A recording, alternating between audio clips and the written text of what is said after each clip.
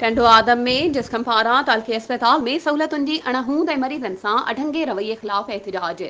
Report मूजिबि टंडे आदम में GSN क़ौमी महाज़ पारां शहर जे तालके अस्पताल में सहूलतुनि जी अणहूंद ऐं अमले पारां मरीज़नि सां अढंगे रवैये ख़िलाफ़ जिस्कम ज़िले सांगड़ जे ऑर्गेनाइज़र आज़ाद कुंभर तालके सदर शब्बीर कोरेजो इरशाद बिरोही सांवल सिंधी ऐं ॿियनि जी अॻवाणीअ में मोहम्मदी चौक खां रैली कढी ऐं मेजिना रोड ते एहतिजाजी मुज़ाहिरो कयो।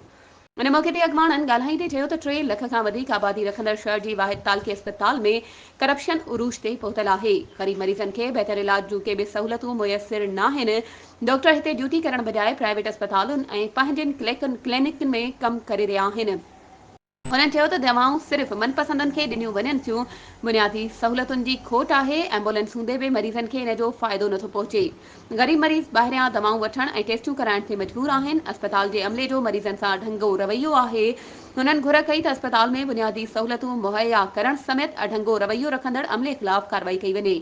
ॿी सूरत में हाई कोर्ट सिंध जे चीफ जस्टिस जी अदालत में पिटीशन दाख़िल कराई वेंदी। वधीक ख़बरुनि ऐं अपडेट्स जे लाइ असांजे चैनल खे सब्सक्राइब कयो ऐं हा बेल आइकन खे प्रेस करण न विसारिजो त जीअं असांजी हर नई अचण वारी वीडियो तव्हां ताईं पहुचे।